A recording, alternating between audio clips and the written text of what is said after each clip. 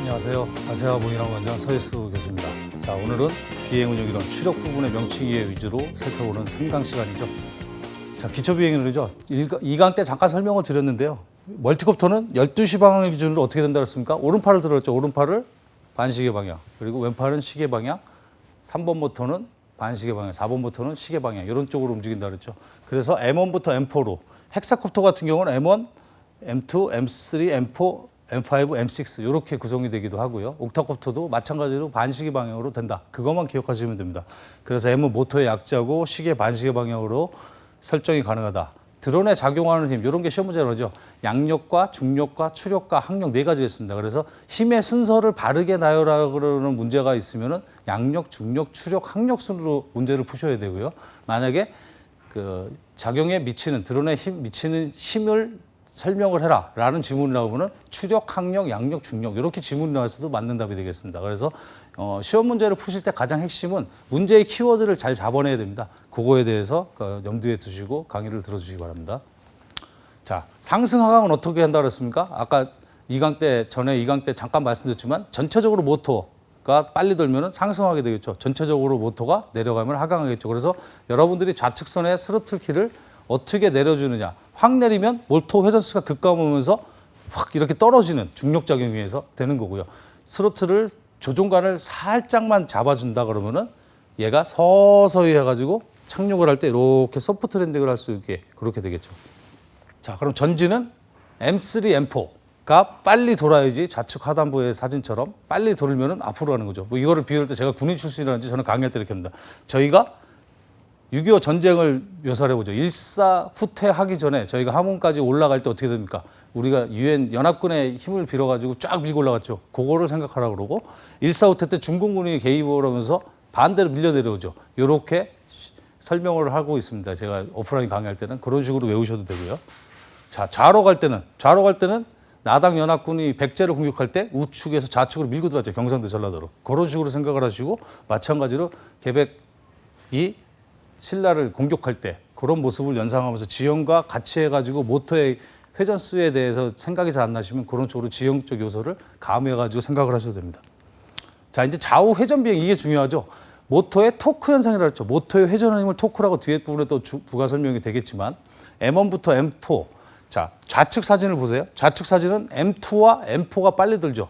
그리고 M1과 M3가 천천히 옵니다. 그러면은 M1, M2, M4가 빨리 드니까 어떻게 됩니까?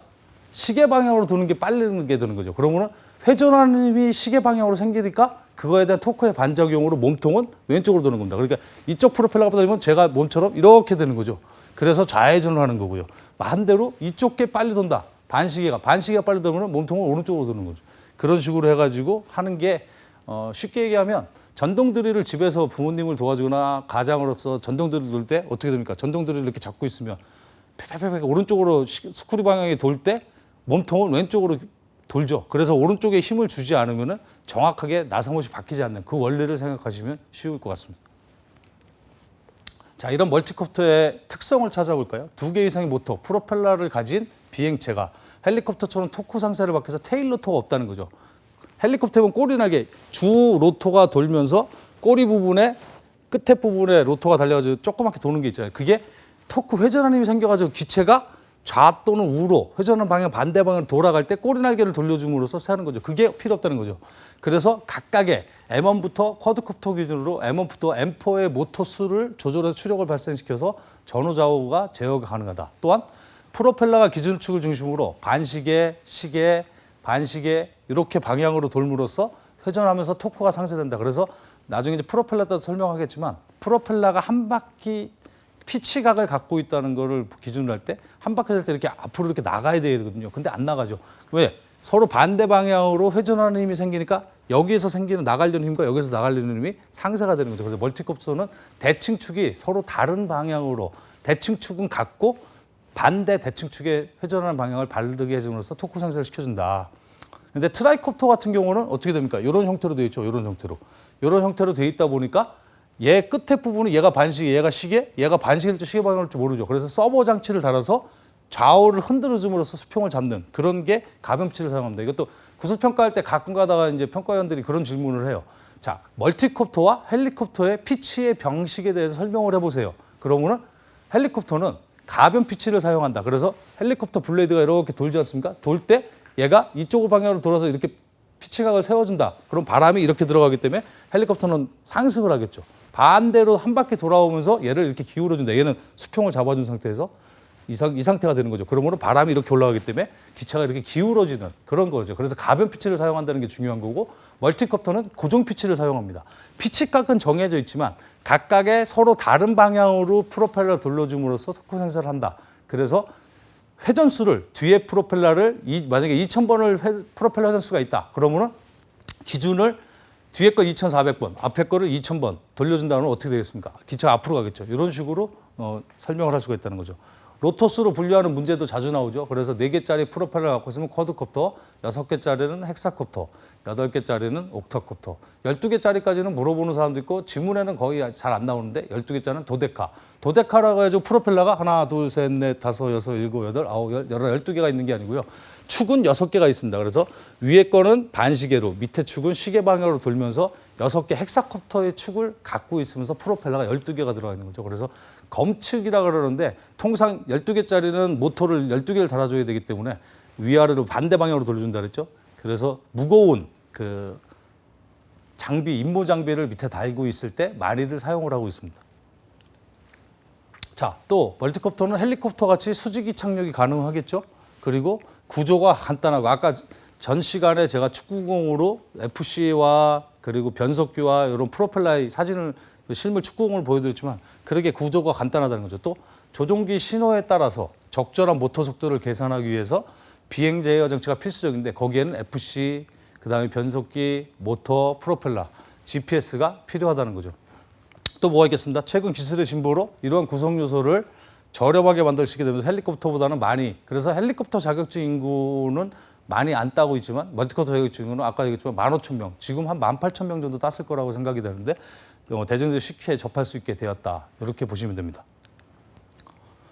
자, 여러 개의 프로펠러를 회전시키는 모터에서 소모되는 에너지가 동일한 출력을 발생시키는 헬리콥터보다는 많기 때문에 비행 시간이 길지 않은 단점이 있다고도 하지만 그래서 최근 배터리 기술보다 수소전지 드론도 나오고 있죠. 그래서 자이언트 드론이 대표적인데 그런 것들을 통해서 수전지를 하면서 최근 우리나라 순수 수전지 드론으로 자이언트에서 성공한 거는 2시간 15분까지 비행을 했죠.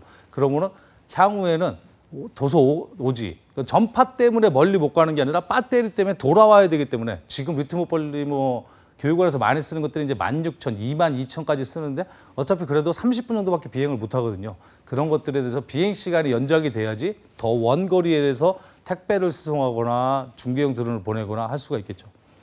자, 리튬 폴리머 배터리 아까 잠깐 설명했던 2,700mAh 설명했던 거 기억나세요? 그런 리튬 폴리머 배터리들의 장단점에 대해서 지문이 나오면 이렇게 알고 계십니다. 메모리 효과가 없다. 메모리 효과가 있다는 건 NICD, 니켈 카드뮴 배터리입니다. 그런 것들이 메모리 효과라는 게 뭐냐면 내가 배터리를 다 썼음에도 100%의 충전이 돼 있는데 예를 들어서 통상 30-40% 남았을 때 재충전하는 게 리튬 폴리머는 좋거든요. 근데 니켈 카드뮴 같은 경우 예전에는 0%까지 썼었죠. 근데 0%까지 썼는데도 불구하고 얘가 10에서 20%가 남아있었던 거죠. 그러면은 얘는 메모리 효과라는 게 10에서 20%가 잔상이 있기 때문에 계속 100%를 넣어주면 어떻게 120%까지 되죠. 과방전이 되는 그런 현상 때문에 리튬 폴리머에서는 메모리 효과가 없다가 중요하다는 겁니다. 또 수명이 짧다. 그러니까 충방전이 횟수가 잦아지면 될수록 배터리가 처음에는 이렇게 딱 직사각형 이런 모양이었는데 배가 이렇게 부풀어 오르죠.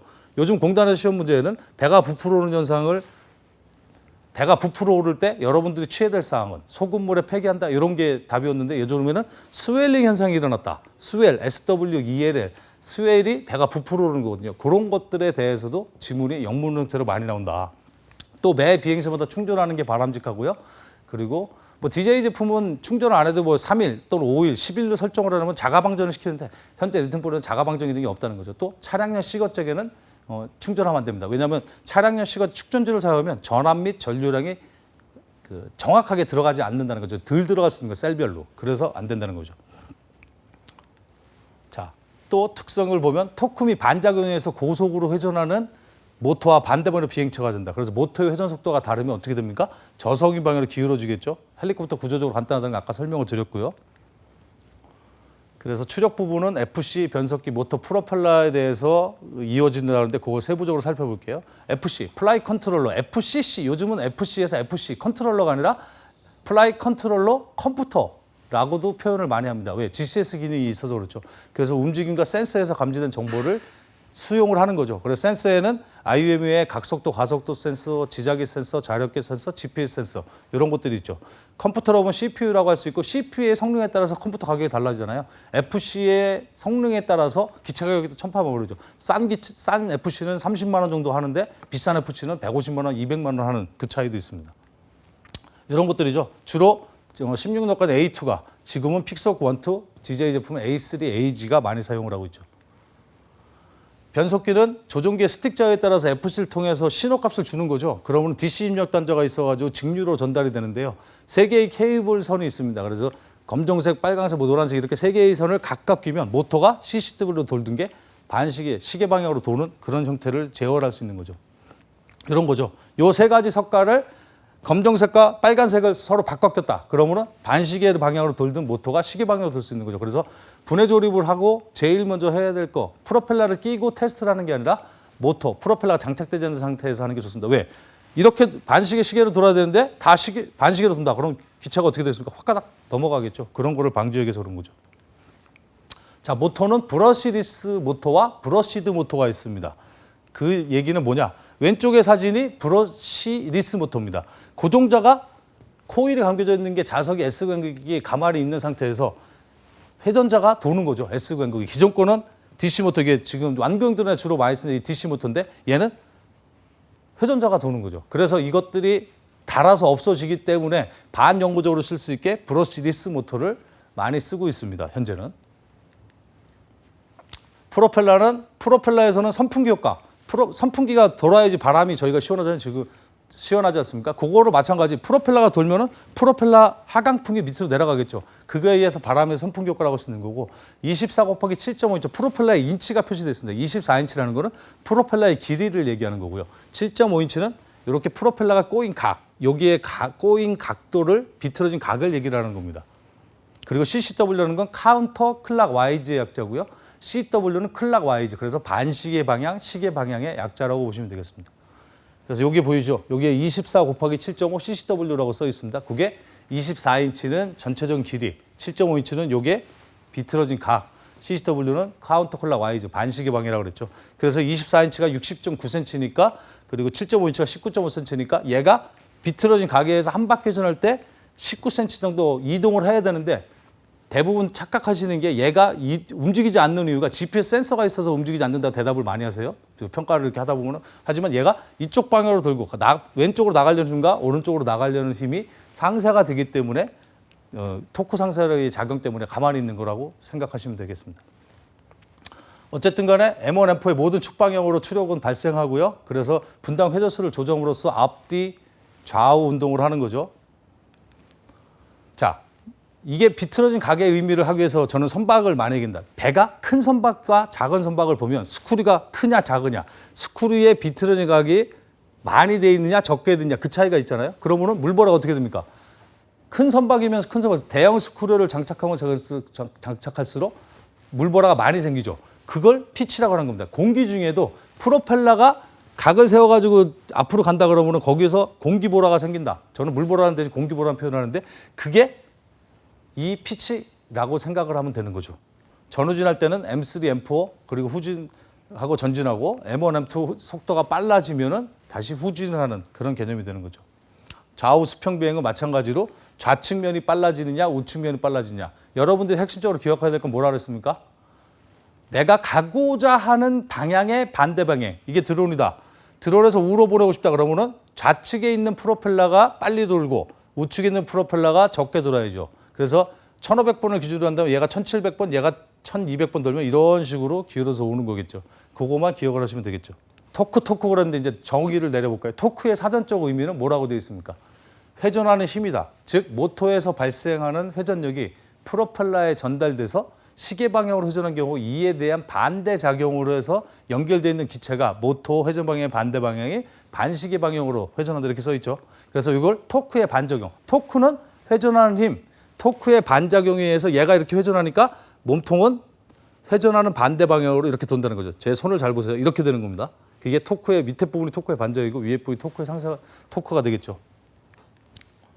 자, 또 토크는 프로펠러 회전 방향의 반대 방향으로 기체가 회전하는 현상이다. 이것은 흔히 전동 드릴에서 시계 방향으로 드릴을 돌리려 할 때 전동 드릴의 본체에서 앞부분에 설명을 드렸던 내용이죠. 회전하고 이를 고정하려고 반대 방향으로 힘을 줬던 상황을 연상하면은 토크 현상은 쉽게 안 잊어버릴 겁니다. 토크 반작용은 드릴이나 비행체가 회전을 하려고 할 때 동체나 기체의 반대 방향으로 돌려는 힘이라고 여러 번 말씀을 드렸습니다. 자, 이게 드릴이죠. 드릴을 갖고 뚫을 때 얘가 몸통을 이렇게 잡고 돌리면 이쪽으로 돌려고 그러니까 오른쪽에 힘을 줘야 된다. 그 얘기를 하는 거죠. 자, 그럼 드론의 비행 특성에 적용 원리를 살펴볼까요? 균형의 원리라는 게 있습니다. 균형의 원리는 뭘까요? 마치 그냥 균형을 잡고 있다는 거죠. 드론은 프로펠러 회전할 때 바람을 아래로 내려보내는 설계가 되어 있다 그랬죠. 그래서 프로펠러가 도는 방향으로 쿼드코프터를 기준으로 CCW, CW, CCW, CW. 그 조립하는 사람들은 역방향, 정방향이라고 그러고요. 조종하는 사람들은 시계 방향, 반시계 방향 이렇게 시계 방향으로 기준을 합습니다. 자, 비행 특성이 걔가 어떻게 정해진다? 각 축별의 모터 회전수 중에서 원하는 방향으로 회전하는데 에어런, X축을 기준으로 한다. 이렇게 저는 오른손 법칙을 사용하는데요. 이게 팔을 이렇게 드세요. 이게 X축을 기준으로 해요. X축을 기준으로 드론이 있다. 앞뒤는 안 움직이죠. 좌우는 움직이겠죠. 이게 롤입니다. 그래서 X축 기준으로 비행체가 좌우 방향으로 이동을 한다. Y축은 팔을 이렇게 꺾으세요. 그래서 엘리베이터를 기준으로 얘가 좌우는 안 움직이겠죠. 그래서 앞뒤만 주겠죠. 그래서 주먹을 앞뒤를 움직이면 피치, 엘리베이터라는데 전진, 후진 이렇게 되는 거죠. 러더는 요를 기준으로 해서 비행체가 이렇게 있다. 그러면 좌측, 우측 이렇게 회전을 함으로써 Z축에서 좌측 또는 우측으로. 그래서 멀티콥터용에서는 에어런, 엘리베이터, 러더라고 하고요. 그리고 비행기에서는 롤, 피치, 요라고 그러죠. 이렇게 3축 운동을 하는 게 기준이 되기 때문에 저희가 3축 자이로라는 표현을 쓰는 겁니다. 그래서 에어런, 엘리베이터, 스로틀 올리면 멀티콥터용의 특정 모터의 회전수를 증가시켜 줌으로써 해당 모터 부분만 공중에 뜨게. 자, 이게 앞, 뒤가 있다. 뒤에 모터 부분을 하면 이렇게 뜨겠죠. 그 얘기를 하는 거고요. 특정 부분의 모터 회전수를 증가시켜 반대편 축을 기울어지게 만들면서 드론의 양력에서 상대적으로 회전이 적은 부분으로 드론이 기울어지게 하는 게 이게 드론의 비행 특성에 적용되는 원리라고 할 수 있죠. 자, 에어런 원리를 살펴보면 고정의 경우 기체의 좌우 기울기. 날개가 있으면 좌우 기울기 때문에 보존하게 이 날개 끝부분에 가운데 있는 날개는 에어브레이크고요. 얘가 이렇게 뒤로 빠져 항공기 그 중앙에 타다 보는 게 뒤로 빠지거든요. 그럼 바람이 이렇게 통과하게 되는 건 에어브레이크고요. 끝에 부분에 날개가 또 있습니다. 그 보조 날개를 이렇게 해주고 얘를 가만히 둔다. 그러면 얘가 바람이 밑으로 들어가기 때문에 어떻게 되겠습니까? 얘가 기울어지겠죠. 이런 식으로 해가지고 보조 날개를 폈다 저울렸다 하면서 팔을 할 수 있지만 헬기의 경우에는 서버 모터를 이용해가지고 얘가 제자리 비행을 하면서 전후좌우로 피치각을 바꾸면서 기울어진다고 그랬죠.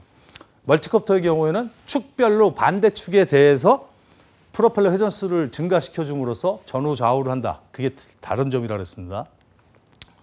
엘리베이터 원리는 고정기 피치에서 기술을 위아래로 들어 올리는 거. 조종관을 이렇게 위아래로 당기잖아요. 조종사들 보면 항공기. 이 상승하기 시작 동작을 하게 되는데 이에 반해서 회전기에서는 헬기나 멀티콥터에서는 스로틀을 올려주면서 고정기에서는 왼쪽 손을 이렇게 올려주면 뒤에 회전수가 빨리 돌면서 앞으로 나가게 하는 추력부분만 달성하지만 얘는 추력을 여기서 준다는 거죠. 그래서 비행기가 후진 비행을 못하는 것도 그리고 엘리베이터를 통해서 전후진 비행을 쓰는 것이 고정기과 회전기의 차이입니다. 그래서 피치라는 용어보다 엘리베이터용어로 쓰는 게 맞겠죠. 최초 드론은 고정기에서 출발했는데 현재도 고정기가 준용돼서 지금도 엘리베이터를 피치라고 피치값 줘요. 전진 피치 약하잖아요. 이렇게 설명하는 사람들이 고정기를 많이 했던 사람들이죠. 또 가장 흔한 형태의 X형 콥터의 멀티콥터의 경우가 기체를 중심으로 앞부분, 뒷부분 두 개의 프로펠러를 보다 회전 속도가 느리면 멀티콥터는 기체가 앞으로 기울면서 전진하게 되겠죠. 자, 후진의 경우는 반대로 적당하는 거고 스로틀 키를 위아래로 움직일 때 모터 프로 전체가 빠르게 회전을 시키면서 더 높이 쑥 상승하게 되고 아래로 내리게 약하게 회전하게 되죠. 만약에 비상황이 발생한다. 모터 회전수가 정상 돌지 않았다. 그러면 비상이라고 외치면서 고도를 2m 상승해서 배운 대로 비상 착륙자 안전한 곳으로 착륙을 시키면 되겠습니다. 만약에 GPS가 정상 수준된다 그러면 GPS 모드 착륙하면 되겠죠. 자, 대기가 뭐냐? 지구를 들어갈 수 있는 각종 기체의 혼합물이죠. 그래서 시험 문제에는 78%의 질소와 21%의 산소. 이게 시험 문제 나옵니다. 이거를 바꿔내죠. 21%의 질소와 78%의 질소. 나머지 0.93의 아르곤이라 이런 거는 기억하시지 않아도 크게 두 가지는 기억을 해주십시오. 자, 대기권을 보면 대기, 우리가 공기를 하기는 대기권이라고 통상 표현하는데 좌측부터 대류권, 성층권, 중간권, 열권, 외기권 이런 순서로 됩니다. 이게 시험 문제 고도의 높은 곳에서 낮은 곳으로 시험 문제를 물었으니까 낮은 곳에서 높은 곳으로 물었습니다. 그래서 대류, 성층, 중간, 열권, 외기권 이 순서를 앞뒤로 기억을 해달라.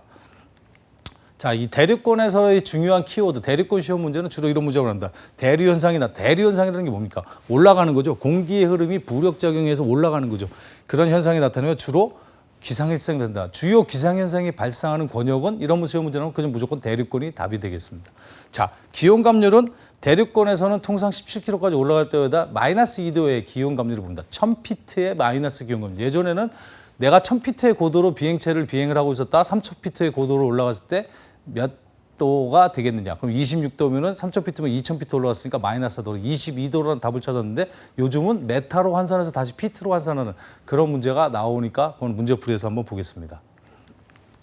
대류권 계면이라는 게 있습니다. 대류권과 성층권 사이에는 대류권 계면이라는 게 통상 17km를 잡고 있는데요.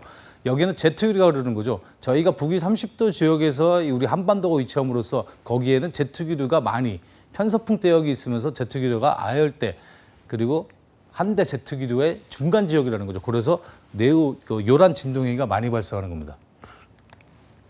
대류권 바로 있는 고도는 약 50km, 성층권이라고 그러죠. 여기까지 25km까지 온 고도는 온도가 일정하게 증가되다가 그 이후에는 증가가 되지 않습니다. 이 오존층 사이에 중간권, 성층권에는 오존층이 발생하죠. 이 오존층이 파괴가 많이 되는 거죠. 지금 일회용 상품, 그래서 4월 1일 부른가 스티로폼 일회용 배달 음식점에서는 일회용 재활용이 안 되는 것들은 사용을 못하게 하는 그런 게 전 세계적으로 이슈가 되고 있는 거죠.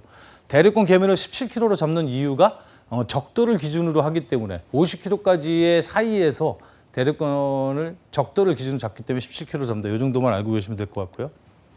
중간권은 그 위다 그랬죠. 그래서 50에서 80km. 여기에서는 기상현상이 나타납니다. 주요 기상현상이 나타난다? 복습입니다. 주요 기상현상이 나타난다 그러면 어디라 그랬습니까? 예, 대류권. 이렇게 바로 답이 나오셔야 됩니다. 제트기류는 성층권 하단, 대류권 계면. 이렇게 생각을 하시면 됩니다. 자, 열권은 뭐냐? 고도 80에서 500km 사이에 있는 정의저죠. 유성이 떨어지고 전류층이 형성되는데 전류층이 뭐냐? 저희가 어렸을 때 뭐 그런 경험을 하신 분들이 있는데 조그스틱의 라디오 방송을 들을 때 AM 방송은 이렇게 맞추잖아요. 맞추다 보면 우크라이나 방송이 들으든가 일본 방송이 청취가 되죠. 그거는 이 전류층입니다. AM파는 전류층을 이용해서 이렇게 굴절이 된다. 그래서 원거리 통신이 가능한 거죠. 그래서 군 작전에도 근거리 통신 5km, 8km 내외에서는 FM 방식으로 이용하지만 AM 방식이 특전사나 수색이나 이런 데 적중심 부대에서는 AM파를 이용하는 거죠. 그거에 대한 거를 생각하시면 되겠습니다.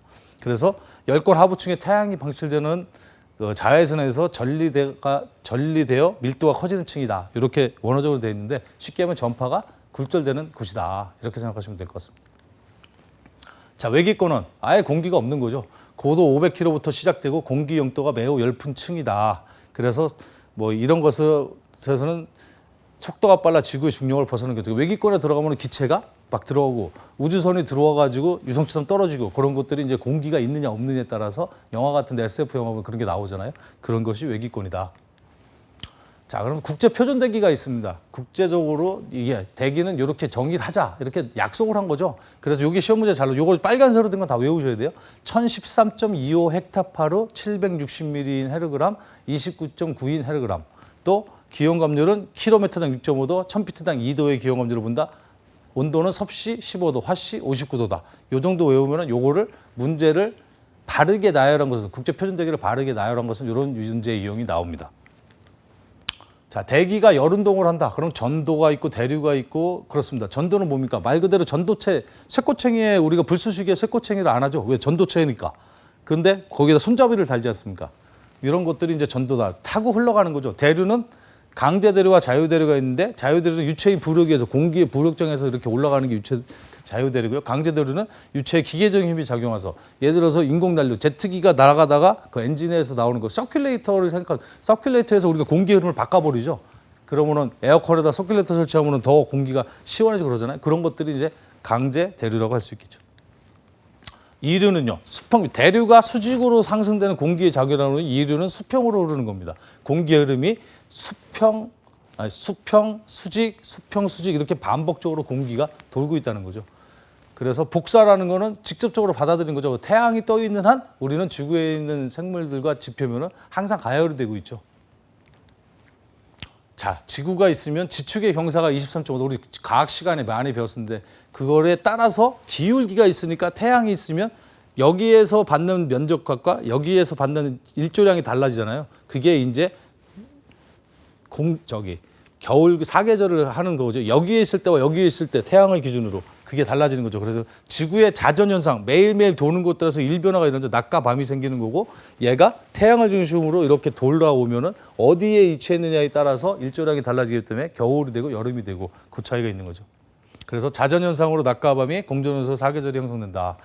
70.8%가 물이다. 이것도 문제 바꿔낸다. 70.8%가 육지로 돼 있다. 뭐 이렇게 문제를 바꿔내기도 하죠. 자, 기상예서에서는 요게 인하대학교에 인하공존이 붙어 있잖아요. 인하대학교 인하공존에 수준 원구가 있는 건데 여기에 보면은 26.687에 거기에서 수준 원점을 재죠. 그래서 모든 바다를 끼고 있는 곳은 MSL, 민씨 레벨이라 가지고 수준 원점을 기준으로 해수면 고도를 사용을 합니다. 그래야지 비행체가 산악 지역에 올라가서 하강 비행을 할 수가 있는 거거든요. 그럼 기상을 나타내는 데 필요한 7대에서는 기온, 기압, 습도, 바람, 구름, 강수, 시정 7가지가 있는데 이거를 다 저는 이렇게 외우라 합니다. 고온 다습하다 우리나라가 고온 다습, 기온과 습도가 되겠죠. 그 다음에 바람의 영향에 따라서 비행체가 많이 되죠. 그리고 비 오면은 못 날리죠. 강수죠. 그 다음에 눈에 보이는 데서만 날려져 시계 비행이죠. 구름에 의해서 차폐 현상이 발생한다 그랬죠. 그리고 또 뭐가 있습니까? 기압으로 고도를 측정한다 그랬죠. 이런 식으로 스토리텔링식으로 엮어서 하는 거죠. 시험 문제는 뭐 해수면 원점을 묻는 문제는 우리나라 해수면 수준 원점이 있는 곳은 영일만, 인천만, 광양만 이렇게 나오든가 인하대학교, 한양대학교, 단국대학교 이렇게 나오든가 이렇게 둘 중에 하나 나오는 패턴으로 기억하십시오. 자, 착빙은 이렇게 비행체에 얼어붙는 현상이죠. 프로펠러에도 착빙 현상이 일어나고 이런 착빙 현상이 일어나는 조건은 대기 중에 관행형 물발이 풍부히 존재할 때 물방울이 있어야지 얼어붙을 테니까요. 또 항공기 표면에 자유대기 온도가 0도C일 때, 0도C 이상일 때는 착빙이 안 일어나는 거죠. 그래서 맑은 착빙과 거친 착빙과 혼합 착빙이 있다. 이 정도만 알고 계시면 됩니다. 착빙에서는. 습도 파트에서 이슬과 서리가 있는데 이슬의 정유와 서리의 정유를 구분해서 대별되는 문제가 많이 나오니까요. 바람이 없거나 미풍이 존재하는 맑은 야간에 북산행각 이런 자문이 나오면 이슬이고요. 서리는 수증기에 집착하여 지표나 물체가 나오면 서리다. 이렇게 키워드만 잡고 계시면 문제 풀이하는 데 도움이 될 겁니다. 자, 온도는 지구가 태양으로부터 태양 복사 형태의 에너지를 받고 있는 복사열엔 대기열이죠. 기온은 물체의 차고 더운 정도를 나타내는 수량적 표시라고 할 수 있습니다. 자, 그럼 온도와 열 파트에서 열량이 뭐냐? 열라면 먹으면 열난다. 저는 이렇게 오라거든요. 그게 열량이죠. 비열은 1g의 온도를 1도씨만큼 올릴 때 상대 습도에서 1세제곱미터에 있는 수증기 양을 이렇게 표시하는데 단위 기호가 나오면 그건 비열이다. 이렇게 생각하시면 될 것 같습니다. 현열은 헌혈할 때 옛날에는 이렇게 수은 온도계를 이렇게 여기에 겨드랑이 꼈었잖아요. 그런 것처럼 온도계로 표시되는 온도다. 이렇게 생각하시면 되고요. 자멸이 시험 문제 나오는데 기체가 액체 상태 또는 고체 상태 변할 때 방출 흡수되는 에너지를 자멸이라고 합니다. 그래서 요거는 잘 외워지지 않으시면 터미네이터 2 영화 보시면은 T10 액체형 로봇과 아놀드 슈왈츠가 지낼 때 마지막에 용광로에서 싸우잖아요. 그때 총을 쏘고 막 해도 얘가 부셔졌다가 다시 녹아서 들어오잖아요. 그래서 결국은 용광로에 녹여 죽이죠. 그때 아놀드가 쏜 총에 맞을 때마다 얘가 흡수하잖아요. 그래서 고체, 액체, 기체는 열화적으로 흡수된다. 이렇게 외우시는 게 하나만 외우시면 되죠. 나머지는 반대가 되니까요. 대기의 압력을 기압이라고도 하는데 기압의 유체 내의 어떤 점의 압력은 모든 방향으로 균일하게 작용합니다. 고도가 증가하면 기압이 내려가겠죠. 그래서 기온이 낮은 것은 공기가 수축되므로 평균 기온보다 기압 고도는 낮아지게 되죠.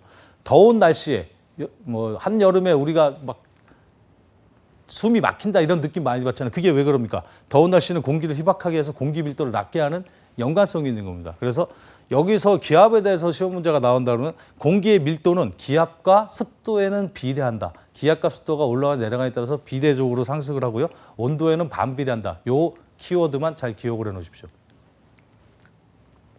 자, 다음은 바람입니다. 바람은 벡터량이라고도 표시하는데 이제 역학 시간에 비행운에서 역학을 따로 안 해야 되는데 벡터량은 눈에 보이지 않는 거. 그리고 스칼라량은 눈에 보이는 거, 면적, 단위, 부피 이런 걸로 합니다. 그래서 바람은 대표적인 벡터량이죠. 크기와 방향이 있고 풍향과 크기를 풍속이라고 하죠. 그래서 풍속이 0.2m/s이면 무풍이라고 합니다. 일반적으로 저희는 초당 몇 미터, 메타퍼세크를 많이 사용하는데 뭐 아워 킬로미터, 아워 마일, 노트를 사용하기도 하죠. 바람이 부는 원리는 공기가 상승을 하고 또 이류작용에서 냉각되는 지표면에 들어오면 하강을 하는 이런 원리에서 기압이 높고 낮음에 따라서 기압 편차에 의해서 바람이다. 온도에 의해서 기압이 발생하고 기압의 편차에서 바람이 발생한다. 이 정도 거 수식 관계만 기억을 해놓으시면 될 것 같습니다. 자, 뷰포트, 보포트라고 들어 뷰포트라고 하는데 풍력 계급, 해군 제도기입니다. 영국군 해군 제도기인데 이 사람이 10단계로 풍력 계급표를 만들었죠. 그중에서 여러분들은 2단계부터 5단계 풍력 계급. 그래서 1.6m/s, 10.7m/s. 우리가 드론, 멀티콥터를 운영하는데 가장 많이 영향을 받는 바람이라고 그렇죠. 그래서 요거는 기억을 하셔야 될 게 남실바람이 먼저 산들바람이냐, 건들바람이냐, 댐바람이 뭐냐 이런 것들도 아셔야 되지만 남실바람의 특징, 얼굴에 바람을 느끼고 나뭇잎이 살살거린다? 그러면은 이건 무슨 바람인가? 남실바람이냐, 산들바람이냐 찾는 문제가 나오거나 1.6m, 3.3m/s냐, 3.4에서 5.4m/s냐 이런 식으로 시험 문제가 두 가지 용으로 나오니까 뷰포트 풍력 계급 중에 2, 3, 4, 5 등급은 반드시 기억을 하십시오. 전향력 코리올림이라는 게 있습니다. 북방가에서는 시계 방향으로. 그래서 우리가 공을 던지거나 골프를 때 이렇게 드라이버를 땅 치면은 볼이 우측으로 휘어가는 느낌이 들죠. 근데 가면은 페어웨이에 안착돼 있다. 그런 건데 전향력의 힘 때문이다. 그래서 실제로 작용하지 않지만 작용하는 것처럼 보이는 게 전향력이다. 북방가에서는 시계 방향으로 돈다. 요거만 기억을 하시면 될 것 같습니다. 자, 지상풍과 직윤풍이 있는데요. 바람에 1km 이하에서 부는 바람, 우리가 만난 바람들이 다 그런 거죠. 이건 지상풍이라고 합니다. 1km 이상에서 부는 바람은 직윤풍이라고 합니다. 그 관계성만 기억을 해놓으시고요. 거스트, 시험 문제 잘 나오죠. 보통 10분 내외가 지속이 되는데 최대 풍속이 17노트 이상이다. 그러면은 지속 시간은 초단위다. 그러니까 1 내지 2, 3초만 돌고 바람이 없어진다. 그리고 거스트형 돌풍이라는데 신과 함께 인과회전에서 그 원기가 나오죠. 원기가 나와가지고 막 소용돌이 치잖아요. 그런 것들이 다 일종의 거스트죠. 그래서 초당 17나트 이상이고 수초간 지속이 되는 것들을 거스트를 한다. 스콜은요. 갑자기 불기 시작한, 스콜 하면은 비만 생각하는데 갑자기 불기 시작한 바람이 순간 없어지는 것도 스콜이라고 할 수가 있다는 거 기억해 두시고요. 바람에는 해풍과 육풍이 있죠. 해풍은 바다에서 육지로, 그래서 낮에 주로 일어나고요. 육풍은 냉각이 돼서 바람이 형성됨으로써 육지에서 바다로 반대로 되는 거죠. 그래서 방향과 주간과 야간 그거만 기억해 놓으시면 될 것 같습니다. 펜 높새 바람은 태백산맥에서 주로 일어난다. 이거는 많이 아시죠? 우리나라에서는 늦은 봄 초여름에 태백산맥에 의해서 많이 일어난다. 경도풍은 북반구와 남반구의 저기압 주변에서는 북반구에서는 반시계 방향으로, 저기압 주변은 시계 방향으로. 요거 하나만 기억하면 고기압은 반대 방향이 되겠죠. 그래서 전향력과 코리올림이 생기면은 오른쪽이다. 그러면은 시계 고기압에서는 반시계다. 이런 식으로 패턴을 기억을 해놓으시는 게 좋습니다.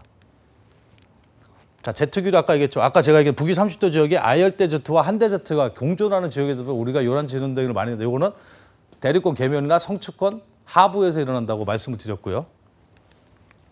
구름은 저군형 구름과 추군형 구름으로 나눠지는데요. 저군형 구름은 상승기류에 의해서 발생하고 추군형 구름은 산 경사면을 따라 올라갈 때, 그래서 산악 지역에서는 추군형 구름이 많이 발생하고 도시 지역에서는 부력 작용에서 상승 작용에서 저군형 구름이 많이 일어난다.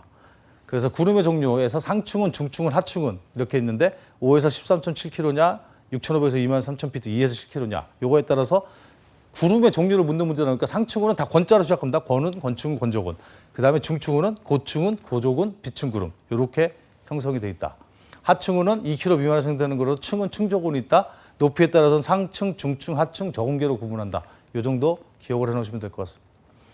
하여튼 수직으로 발달한 구름 주위에는 소나기성 강우라든가 기상변화 현상이 많기 때문에 상당한 주의가 요구되고 있죠. 운고는요. 구름이 50피트 이상에서 생기면 구름, 50피트 이하에 생기면 안개라고 표현을 합니다. 그래서 피트 기준을 기억을 해놓으시고요. 복사안개가 발생한다는 건 지표면과 온도 차이가 8도씨가 날 때 복사안개가 생긴다. 물량은 클리어, 스캐터, 브로큰, 오버캐스트로 해가지고 8분의 1부터 10분의 1 이렇게 구분한다. 요거에 대해서 구분 개념을 좀 알아놓으시고요. 강수가 형성되는 조건, 수분이 있어야 된다, 응결액이 있어야 된다. 요 정도. 아닌 것은, 바르지 않은 것은 이런 문제가 나오죠. 고기압과 저기압. 저기압 지역에서는 상승기를 한다 그랬죠. 그래서 L자가 표시되어 있는 지역. 예전에 일기도에서는 그 지역은 비가 내릴 확률이 높은 거죠. A차가 있는 건 맑고 청명한 가을 하늘. 그래서 공기가 내려간다. 북반구에서는 시계 방향으로 불고 남반구에서는 반시계로 아까 표현했던 거고 기압은 북반구에서는 반시계 방향으로 들어오고 남반구에서는 반대로 불어온다. 기억을 해놓으십시오. 기단은 뭡니까? 시베리아 계단, 오크츠크의 계단, 북태평양 양적 계단인데 가장 빈출 빈도가 높은 거는 오츠크의 계단이다. 건기의 원인이다. 이게 핵심 키워드죠. 그러면은 이건 오츠크의 계단을 찾는 문제라는 거 기억하시고요. 네오는 습도가 100%고 우박도 동반하는데 우리나라에서 주로 여름철에 내륙 지방에서 난다. 여름철 내부. 과거를 회상해 보세요. 대륙 지역에서 주로 일어나지 해안 지역에서는 우박이 안 떨어진다는 거죠. 태풍은 우리나라는 태풍이라고 그러고 미국에서는 허리케인, 호주에서는 윌리, 그 인도양에서는 사이클론. 요거의 이름만 기억하시면 될 것 같습니다. 윈드 시어. 갑자기 바람이 갈라지는 거죠. 윈드 시어. 그래서 갑자기 바람과 풍속 풍향이 바뀌면서 기체가 뒤뚱거렸어요. 그래서 제주도가 한라산 영향, 후지타, 일본의 후지타 공항 같은 경우는 이런 것들 때문에 공항이 폐사되는 경우의 수가 많죠. 그래서 우리나라도 제주도에 제2국제공항을 신설하고 있는 거죠. 어쨌든 여기서는 풍속 풍향이 갑자기 바뀌는 거를 명심하시죠. 풍속 풍향이 갑자기 바뀐다. 메타 보고가 있습니다. 정시 10분 전 1시간 간격으로 하는 건데 이런 메타 보고에는 보고 형태, 관측서, 식별 문자, 보고 일자 및 시간, 시정, 활주로, 가시거리, 기정인데 비고, 리마크에 대해서 갑자기 바람이 쏠 때 이런 게 들어가 있는데 안전에 관련된 사항 이렇게 생뚱맞은 지문이 나오면 그게 틀린 답이 되겠죠. 자, 우리나라는 항공안전법이라는 게 있죠. 항공법부터 시작을 했는데요. 1961년 3월에 항공법이 제정되면서 11년에 항공법 분법을 추진했죠. 그러다가 16년 3월 29일 날 항공안전법을 공표를 했고 17년 3월 30일부로 시행을 했습니다. 그래서 작년에 초경량 비행장치도 획기적인 전환이 이루어진 게 작년 17년 3월 30일입니다. 재작년이죠.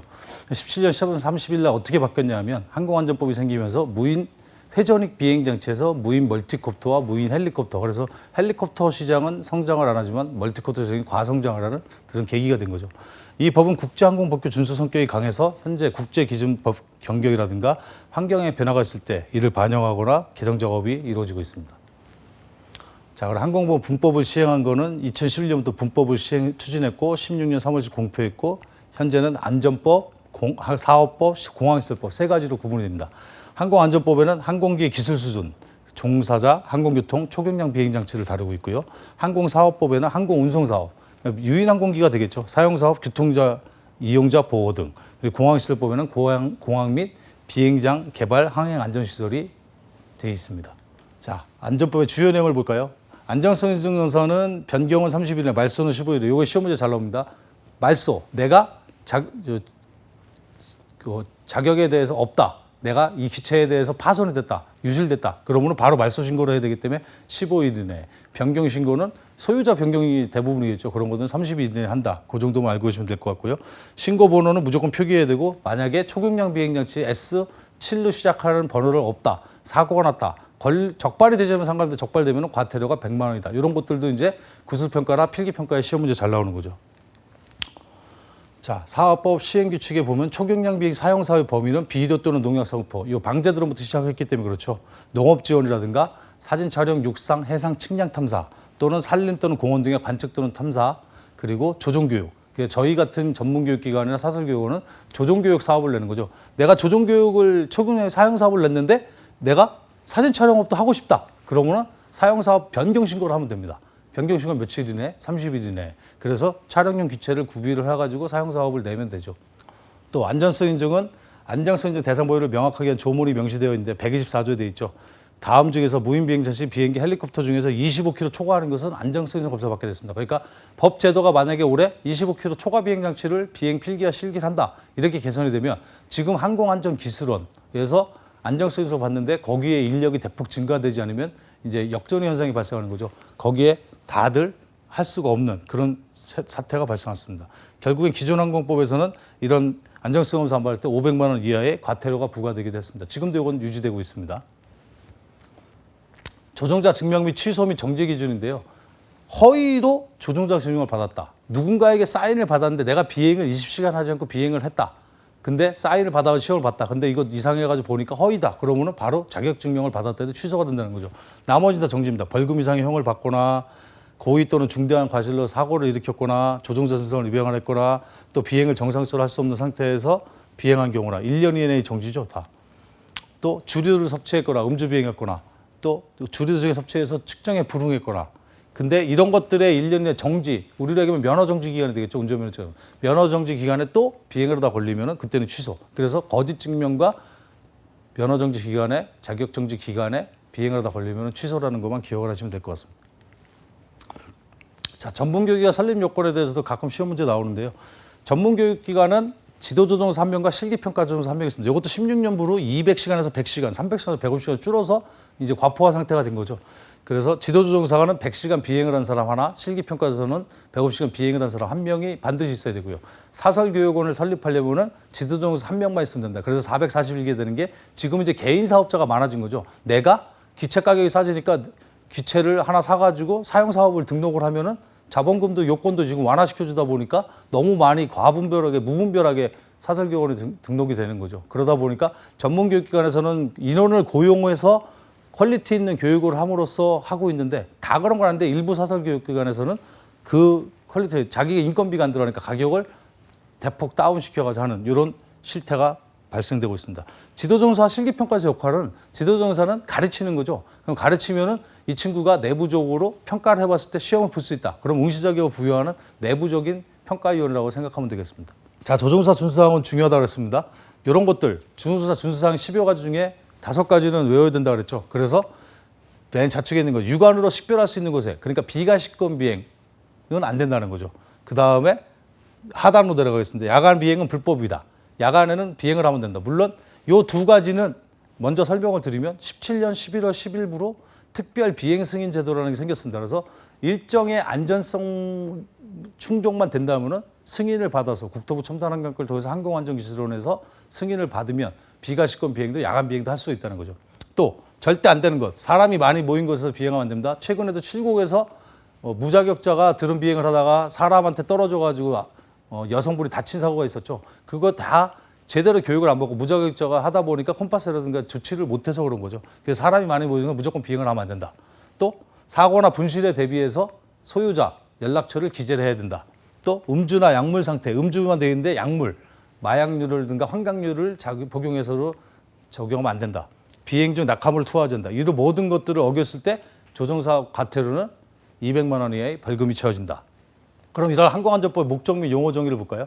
목적 및 용어 정의에서 관제권과 관제구가 있습니다. 관제권은 비행장이나 공항 주변에서 항공교통의 안전을 위해서 설정한 지역이죠. 관제구는 지표면 또는 수면으로부터 200m 이상의 높이의 공역으로서 항공교통의 안전을 위해서 국토교통부장이 정한 도움이라는 거죠. 쉽게 얘기하면. 요 200m는 법규 문제에서는 수치를 갖고 문제를 변경하는 경우가 많아요. 그래서 요거를 500m나 300m로 바꾸면은 제대로 기준 높이를 설정을 모르고 있으면 틀리게 되겠죠. 또 사용사업은 타인의 수요에 맞춰서 국토교통부로 정하는 초경량 매치 유상으로 돈을 받고 내가 방제를 기체를 사가지고 내가 내 돈에 뿌리면 상관없는데요. 그거를 돈을 받고 했다. 그럼 그건 사용사업에 들어가는 겁니다. 유상이라는 멘트가 중요하죠. 자, 목적 용어 제에서 동력비부터 낙하산유까지인데 가장 시험에 자주 나오는 게 동력비행 장치는 115km. 여기서는 키로수를 중요합니다. 행글라이더는 70km, 패러글라이더는 70km, 행글 패러글라이더, 무인 비행 장치는 150km 이하, 회전익 비행 무인 비행선은 180km 이하. 이런 것들의 키로수를 정확히 아셔야지 뒤에 신고를 요하는 장치라든가 문제를 풀 수 있습니다. 자, 우리는 무인 비행 장치를 따기 때문에 무인 비행 장치를 보면 비행기, 헬리콥터, 멀티콥터, 비행선이 있다고 그랬죠. 요 3개는 동력 비행 장치로 엮어지고 요거는 무인 비행 장치 안에 무인 비행선이라고 그랬죠. 요거는 별도로 설명 안 했습니다. 그림 모양만 봐도 이게 비행기다, 헬리콥터다, 멀티콥터다, 비행선이다 구분할 수 있으니까요. 자, 공역 및 비행제한 파트에 보면 78조에 국토교통부 장관은 공역을 체계적이고 효율적으로 관리하기 위해서 필요하다고 인정할 때 비행 정보를 설정할 수 있다고 되어 있죠. 그래서 관제권이라고 하는데 비행장 반경으로부터 9.3km인 것을 관제권이라고 한다. 그리고 150m 이상 고도 인구 밀집 지역 또는 사람이 많은 상가에서는 비행을 하면 안 되겠죠. 자, 공역 및 비행 제한 사항에서는 A급 공역이 시험 문제도 나오죠. 여기서 중요한 키워드는 계기 비행을 해야 한다는 거죠. A급 공역 모든 항공기가 계기 비행을 하는 지역으로 바른 것은 A, B, C, D 이렇게 나오면 A급 공역을 찾는 문제입니다. 자, 목적에 따라서 관제 공역이냐 비관제 공역이냐 통제 공역이냐 주의 공역이 있는데 최근에 기출 경향은 주의 공역에서 바르지 않은 것은 그래서 훈련구역, 군작전구역, 위험구역, 경계구역을 놓고 또 다른 거 하나 이게 좋은 구역을 갖다가 사지선장으로 바꿔서 하는 이런 기출 문제 패턴도 있으니까 훈련구역이 뭔지 작전구역이 뭔지 위험구역이 뭔지 경계구역이 뭔지 요거에 대해서 용어 정의는 완벽하게 숙지를 해놓으시는 게 좋을 것 같습니다. 자, 여러분들한테 중요한 거. 구슬 평가도 잘 나오죠. 아까 세이프, 레디 투 플라이, 세이프 플라이트를 얘기했지만 요거를 다운을 받으셔가지고 어플을 깔아놓으시면 내가 지금 현재 비행할 지역에 대해서 GPS 위치 기능만 인식을 시키면 스마트폰 상에서 내가 있는 위치가 관제권에 들어가는지, 금지 공역에 들어가는지, 제한 구역에 들어가는지 나옵니다. 그 상태에서 비행이 승인을, 관제권 같은 비행 승인을 받고 날리고 P518 지역도 합창의 비행 승인을 받고 해야 됩니다. 현재 우리나라에서는 비행 승인을 받고 자유롭게 날릴 수 있는 게 33교소가 있습니다. UA 지역이다 그러는데 울트라 에어리얼 레인지 해가지고 UA 지역에서는 총 33교소에는 29개에다가 서울 지역은 광나루, 그리고 별내 IC, 좌측으로 하면 가양대교 북단, 신정대교 일대에서만 자율 순찰대원의 순찰하에 하게끔 돼 있죠. 그래서 이런 것들의 P는 프로히빗의 약자고 R은 레스트릭, R75 지역이 또 서울 강북 지역을 묶고 있죠. 그래서 레스트릭 제한 지역이고 D는 덴저 지역, 국가 중요성 얼러트, 비행 정보 구역 이렇게 구분을 한다는 게 용어가 다 기호가 있다. 그 정도 기억을 하시면 될 것 같습니다. 비행계획 승인은 원스톱이나 민원24에 들어가면 비행 승인 요청서 양식이 있습니다. 거기에 들어가면 내가 언제 비행을 할 거고 어떤 목적을 할 거고 어떤 비행 경로를 할 거고 기정 대수는 어떻고 인적사항은 어떻다. 이건 자격 증명이 있는 사람들 걸로 표시가 하게 돼 있죠. 자, 그럼 신고를 요하지 않은 초경량 비행장치는 뭐가 있을까요? 요거는 쉽게 구분하면 이렇습니다. 내가 이 비행차를 날렸을 때 인명피해나 시설피해가 나겠냐 안 나겠느냐. 그래서 행글라이더, 패러글라이더, 동력을 이용하죠. 이게 핵심입니다. 동력을 이용하지 않는다. 동력을 이용하는 거는 속도가 빠르기 때문에 부딪히면 인명사상 경우가 크게 나지 않습니까? 계류식, 묶여있기 때문에 기구가 위험하지 않다는 거죠. 계류식 무인 비행장치도 마찬가지입니다. 낙하산용. 이런 것들을 신고를 요하지 않는다. 근데 신고 제 시험 배정사항은 무인 비행장치 중에 무인 멀티컴 12km 이하인 것, 비행선은 12km 미만인 것, 또 연구 조사 목적의 시험 목적인 것, 제작자가 판매를 목적으로, 제작자가 판매 목적으로 한 거에다가 신고를 하라고 하면 신고하는데 돈 들고 보험 들어야 되잖아요. 그래서 그런 것들, 군사 목적 사용 초경량, 그래서 저는 그 군사 목적으로 사용된 초경량 비행체를 많이 운용하다 놨기 때문에 신고 대상이 아니었죠. 장치 신고는 신고를 해당 장치에 표기해야 되고 지방요청 받은 데 7일 이내에 접수를 하게 조치를 하게 되어 있습니다. 그래서 여러분들이 시험을 보다 보는 S7189번, S7999번, 교육원마다 기체번호가 다를 때 무인 동력 비행장치는 7001부터 7900까지 만 대를 기준으로 하고 있습니다. 이게 이제 뒤에 가면 초경량, S는 초경량 비행장치, 스몰의 약자고 7은 동력 비행장치, 비행선은 8로 시작한다. 요게 왜 숫자가 이렇게 했는지 기본 개념 정도 아시면 요거에 평가위원이 구술 평가할 때 물어봐도 쉽게 대답할 수가 있겠죠. 항공철도 사고조사 법률은 사고가 나면 항공철도 사고조사위원회에서 사고조사를 나오게 됐습니다. 국토교통부 예하의 항공철도 사고조사위원회. 그래서 인명과 재산을 보호하고 국민의 삶의 질을 개선시키기 위해서 하고 있죠. 이런 사고는 사망, 중상, 행방불명 또는 추락, 충돌, 화재 또 위치를 확인할 수가 없거나 초경비 접근이 불가능한 경우 이런 것들이 다 포함이 됩니다. 자, 비상상황 조치 사항은 비행 운영이라서 잠깐 말씀드린 크게 비상이라고 치고 GPS 에티 모드로 바꾸고 최대한 빨리 안전하게 착륙시키는 게 좋죠. 만약에 그런 장소가 없다. 근데 주변에 나무 숲풀밖에 없다. 그럼 나무 숲풀에 갔다가 그 불시착 또는 비상 착륙을 시켜야 됩니다. 사고 발생 시에는 현장 보존하고 동영상 촬영이라고 사고조사 병처리를 하는 게 가장 중요하겠죠. 자, 사고 보고 시에 소유자 명칭이라든가 일시 및 장소, 육하 원칙에 의해서 한다고 생각하시면 됩니다. 사고 보험이나 법칙 정정에서는 사고조사 담당기는 어디다? 이 구술평가할 때도 잘 나온다 그랬죠. 항공철도사고조사위원회에서 조사를 나온다. 자, 항공보험도 가입한 자는 국토교토 정하는 바에 따라 보험 가입을 해야 되겠죠. 그래서 3년 이하의 징역에 음주할 때는 3천만 원의 벌금을 분다 그랬죠. 이것들이 음주, 비행에 대한 겁니다. 또 벌칙 중에서 항공안전 기초 거부하다는 거 되고 조경자 증명을 받지 않고 비행을 한 사람은 1년의 징역 1천만 원을 벌금받는다. 사업법에 이거는 1년의 징역 1천만 원의 벌금은 항공 사용 사업 등록을 안 하고 비행한 경우죠. 조종자 증명만 받지 않고 할 때는 300만 원입니다. 이렇게 나오죠. 조종사 순수상 200만 원, 장치 신고, 사업자 등록 500만 원, 1000만 원, 조종자 증명 안 받았을 때 200만 원, 음주 비행 3년 3천만 원. 요거를 1단계, 2단계로 구분해서 아셔야 되고요. 비행 승인도 조종사 수수상과 마찬가지로 200만 원이다. 기억을 하십시오. 자, 근데 요거는 좀 독특해서 적어놨습니다. 1차 과태료가 10%라고 했죠. 근데 말소 신고를 하지 않았을 때 원래 30만 원인데 1차는 3만 원인데 3만 원짜리는 없고 5만 원짜리를 놨잖아요. 우리나라 요즘 경조사도 3만 원 잘 안 하죠. 그렇게 그냥 같이 생각을 하십시오. 마찬가지로 초경량 비치에 관한 보고를 하나 했을 때 사고에 대해서 사고도 5만 원이 드는 거 3만 원짜리는 없다. 나머지는 다 10%가 적용되지만 요거 말소 신고와 사고 보고에 대해서는 10%를 적용하지 않는다. 이 정도만 알고 계시면 될 것 같습니다. 전문교육경 지정은 아까 무인비행자치 100시간으로 그랬죠. 나머지 초경량 비행 패러글라이딩이나 행글라이더는 그런 것들은 다 200시간입니다. 나머지 무인비행자치 실기평가 같은 거 150시간이라 그랬죠. 요거를 기억해 놓으시고요. 지도조종사와 실기평가 임무에 대해서는 아까 설명을 했기 때문에 별도로 하지 않겠습니다. 전문교육경 지정할 때 강의실 사무실, 이착륙시설, 훈련 비행차 한 대. 이것도 실제적으로 훈련용 비행장치는 비행장 한 면당 2대씩은 보관하고 있죠. 왜냐하면 한 대가 추락하면은 그거 고치는 동안에 비행을 못하니까 기준은 한 대로 되어 있지만 2대를 정도를 하고 있다.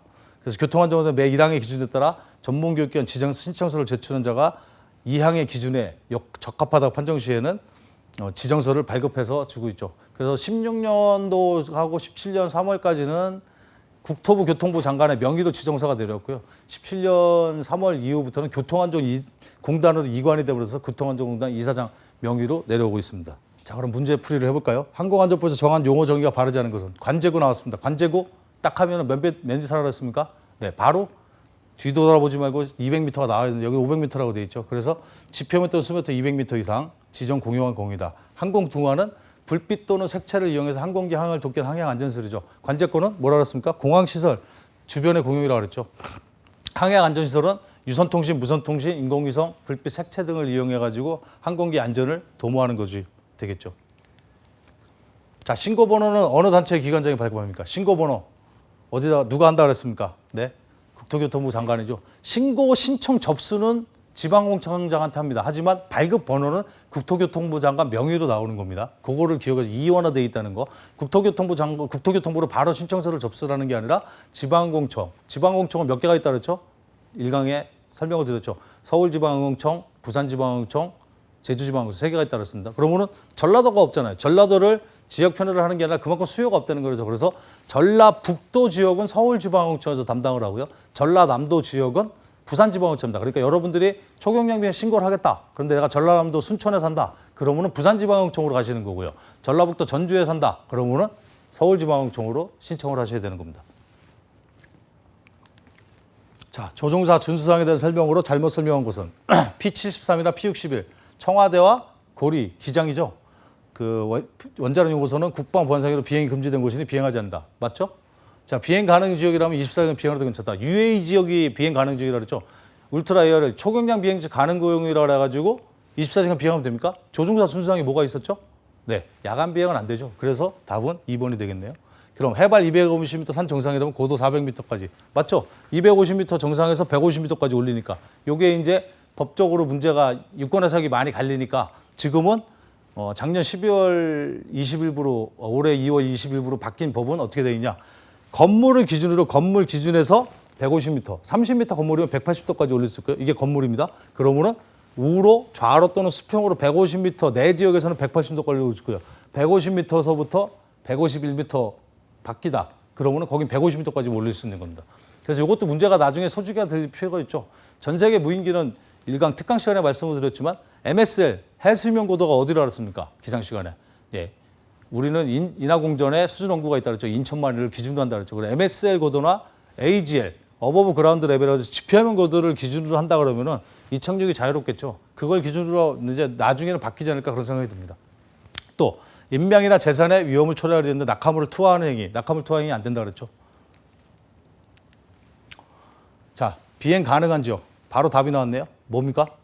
P73은 뭡니까? 청와대죠. 그럼 불가. R35는 없죠. R75는 서울 외곽권.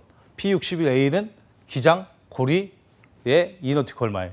UA 지역이 초경량 비행지시 가능구역이라고 했죠. 그래서 프로히빗의 약자고 비행 금지 구역이고 레스트릭트의 약자고 비행 제한 구역이고 덴저 비행 위험 구역이고 알러트 비행 경보 구역이라고 설명을 했었죠. 다음 공역 등급 구분 중 모든 거 계기 비행 키워드만 잡으라 그랬습니다. 계기 비행을 해야 되는 비행 공역은 A, B, C, D 중에 뭐라 그랬습니까? A급 공역이라고 그랬죠. 그래서 A급 공역이 답이 되겠죠. A급 공역은 계기 비행. 그럼 B 등급은 뭘까? 한번 볼까요? 계기 비행이나 시계 비행 항공기가 비행이 가능하고 모든 항공기에 분리를 포함한 항공교통 관제 업무가 제공되는 지역이 B 등급입니다. A 등급 공역만 외우시면 될 것 같습니다. 자, 자, 다음 중 초경량 비행장치 범위에 포함되지 않는 것은 좌석이 한 개인 150kg. 초경량 동력 비행장치가 150kg라 그랬습니까? 이거 숫자 자료라 그랬죠? 115, 119 이런 식으로 연결해가지고 요거는 115kg입니다. 그래서 115kg가 동력 비행장치에 해당된다 그랬죠. 자체 중량이 180kg이고 20m인 무인 비행선. 신고 제외는 12kg 이하라고 또 무인 비행선에 또 돼 있었죠. 무인 비행선도 종류가 여러 가지니까요. 행글라이더나 패러글라이더는 70kg라고 말씀드렸고요. 게르식 기구류 마찬가지 묶여 있는 거기 때문에 포함이 안 되는 거죠. 그래서 동력 비행장치의 경우 탑승자 및 연료 그리고 장비의 중량을 제외한 자체 중량이 115kg 이하이고 좌석수가 1개. 요거까지 기억을 해놓으세요. 115kg 이하이고 좌석수가 1개다. 그게 동력 비행장치의 기준입니다. 다음 중 신고하지 않아도 되는 초경량 비행장치로 틀린 것. 패러글라이더. 자, 신고를 요하지 않는다. 신고를 하지 않아도 된다. 그 뭐가 기준이 된다 그랬습니까? 동력을 이용하느냐 안 하느냐. 그거로 판가름을 하라 그랬죠. 자, 그럼 패러글라이더 동력 패러글라이더니까 동력 아닙니다. 그런 거 신고 안 해도 되죠. 동력 비행장치 연료 무게를 제한 자체 무게가 12kg 이하인 거. 12kg 이하인 것도 신고 안 해도 된다 그랬죠. 자이로 플레인이 뭡니까? 아, 요거 총경님이 자이로 플레인을 설명을 안 들은 것 같은데 답은 자이로 플레인이죠. 자이로가 뭡니까? 우리 드론의 센서 중에 자이로가 있다 그랬죠. 얘가 수평을 잡아주는데 뒤에 비행기 형태처럼 꼬리 날개가 있는 거죠. 그래서 꼬리 날개에 대해서 수평타, 좌우 방향을 틀을 수 있는 수평타가 있고 안정타, 상승하강을 칠 수 있는 그게 자이로 플레인이다. 자이로 플레인이 있고 자이로 헬리콥터가 있습니다. 그거는 뒤에 꼬리 날개가 헬리콥터, 테일로터가 있느냐 없느냐 그 차이가 있는 거죠. 계류식 무인 비행장치. 요거는 묶어지 않기 때문에 묶어있기 때문에 신고 안 해도 된다고 그랬죠. 이렇게 설명을 되고 부가적인 거는 그 책에 나와 있는 그 기준을 살펴보시면 될 것 같습니다. 자, 다음 보기 중 비행장치 신고 증명서와 기체 번호를 발급하는 단체가 많은 것은 요거 아까 구분을 잘 하시라 그랬죠. 신고 증명서는 누가 한다 그랬어요? 지방공청장. 발급은 기체 번호 부여는 누가 한다 그랬습니까? 국토교통부 장관. 그럼 답은 예. 신고는 지방공청이 하고 그거에 대한 신고 번호는 국토교통부 장관 하니까 4번이 답이 되겠죠.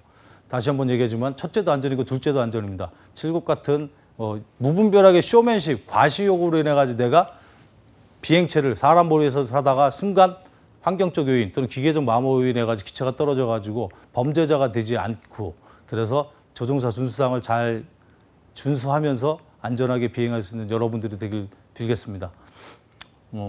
하나만 더 설명드리면 선진국은 비행체 기술이 많이 발전하고 있죠. 점점 더 기술 수준이 많이 올라가고 직업군도 다양화될 전망이 있으니까 여러분들이 이 공부를 하시면서 내가 조종에 특화되어 있느냐 아니면 정비 쪽에 특화되어 있느냐 아니면 내가 아트나 기계 예술적인 미적 감각이 좋다. 그러면은 자기가 원하는 직군에 맞는 직업군을 형성해서 내가 무슨 자격증이 필요하고 무슨 능력이 필요한가를 상세하게 설명하면서 제 강의를 들어주셨으면 좋겠습니다. 오늘까지 5강 특강을 진행하는 동안 경청해 주셔서 감사합니다. 고생 많으셨습니다. 한번 합격하십시오.